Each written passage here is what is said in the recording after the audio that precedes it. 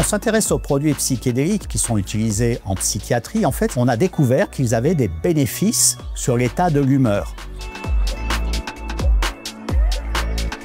Historiquement, les psychédéliques ont été étudiés dans les années 1950-1960 à visée thérapeutique et puis à cause de leur détournement comme molécules récréatives, elles ont été interdites par le gouvernement américain. Interdites pour la consommation bien sûr, mais également pour tout projet de recherche. Et donc cette interdiction a été valable au niveau mondial et donc toute recherche scientifique en lien avec les psychédéliques a été totalement arrêtée.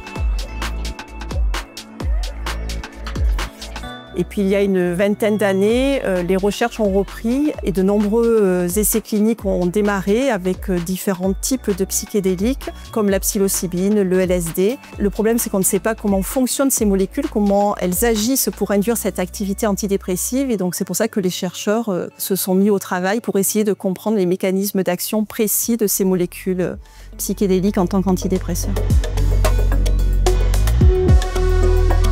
L'usage des psychédéliques, en fait, est limité par leurs effets secondaires et notamment leurs effets hallucinogènes. De ce fait, il est important de développer des molécules qui vont avoir les mêmes effets, induire la même réponse thérapeutique, mais qui seront dépourvues de ces effets secondaires. Il est capital de connaître le mécanisme d'action des psychédéliques qui sous-tend à la fois leur effet thérapeutique, bénéfique, antidépresseur, et d'un autre côté, leurs effets secondaires.